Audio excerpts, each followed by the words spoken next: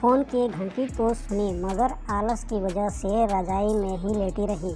उसके पति राहुल को आखिर उठना ही पड़ा। दूसरे कमरे में फ़ोन की घंटी बजती जा रही थी। इतनी सुबह कौन हो सकता है जो सोने भी नहीं देता। इसी चिड़चिड़ाहट में उसने फ़ोन उठाया।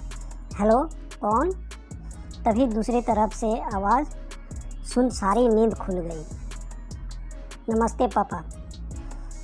बेटा, बहुत दिनों से तुम्हें मिल नहीं सके। हम दोनों 11 बजे की गाड़ी से आ रहे हैं। दोपहर का खाना साथ खाएंगे और हम 4 बजे की गाड़ी से वापस लौट जाएंगे।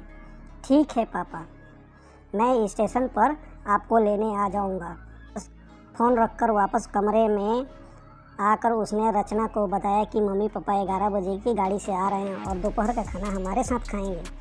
रजाई में घुसी रचना का पारा एकदम 7वें आसमान पर चढ़ गया। कोई एतवार को सोने भी नहीं देता। अब सबके लिए खाना बनाओ, पूरी नौकरानी बना दिया है।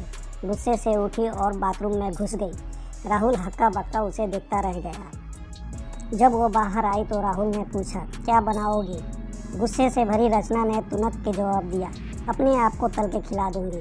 राहुल चुपचाप और मुस्कुराता हुआ तैयार होने लग गया। स्टेशन जो जाना था। थोड़ी देर बाद गुस्सेल रचना को बोलकर वह मम्मी पापा को लेने स्टेशन जा रहा हूँ और वह घर से निकल गया।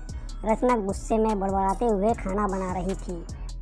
दाल सब्जी में नमक मसाले ठीक है या नहीं परवाह किए बिना बस करछी चलाए जा रही थी। कच्चा पक्का खाना बना। बेलन से पराठे तलने लगी तो कोई कच्चा जला हुआ रह गया। आखिर उसने सब कुछ खत्म किया। नहाने चली गई।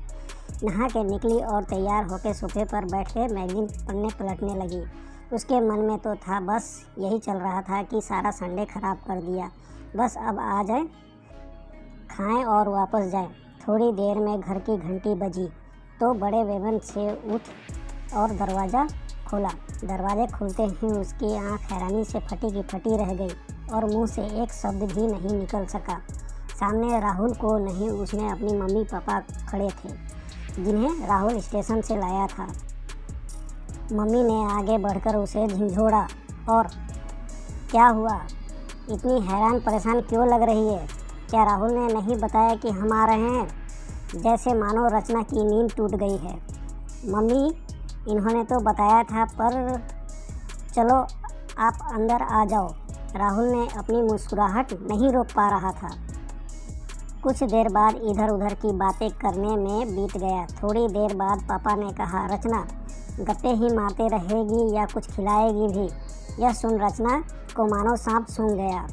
तो क्या करती बेचारी, अपने हाथों से जो बनाया था आधे पक्के और आधे जले हुए खाने परोसने पड़े। मम्मी पापा खाना तो खा रहे थे मगर उनकी आंखों में एक प्रश्न था जिसका वह जवाब ढूंढ रहे थे। आखिर इतना स्वादिष्ट खाना बनाने वाली बेटी आज उन्हें कैसा खाना खिला रही है? रचना बस मुंह नीचे किए बैठी खाना खा रही थी। मम्मी पापा से आंख मिलाने की उसकी हिम्मत नहीं हो पा रही थी। खाना खत्म करके सब ड्राइंग रूम में आ बैठे। राहुल, कुछ काम है, अभी आता हूँ कहकर थोड़ी देर के लिए बाहर निकल गया। राहुल के जाते ही मम्मी, जो बहुत देर से चुप बैठी थी, बोल पड़ी, क्या राहुल ने बताया नहीं कि हम आ रहे हैं? तो अचानक रचना के मुंह से निकल गया, उसने सिर्फ यह कहा था कि मम्मी पापा लंच पर आ रहे हैं। मैं समझी उसके मम्मी पापा आ रहे हैं। फिर क्या था? रचना की मम्मी को समझते देर नहीं लगी कि यह मामला क्या है। बहुत दुखी मन से उन्होंने रचना को समझाया, बेटी, हम हो या उसके मम्मी पापा हो, तुम्हें तो बराबर का सम्मान करना चाहिए। मम्मी पापा क्या, कोई भी घर से बाहर आए तो खुशी खुशी अपनी हैसियत के मुताबिक उसकी सेवा करो। बेटी, जितना ही किसी को सम्मान दोगी उतना ही तुम्हें प्यार और इज्जत मिलेगी। जैसे राहुल हमारी इज्जत करता है उसी तरह तुम भी अपने माता पिता और संबंधियों की इज्जत करनी चाहिए।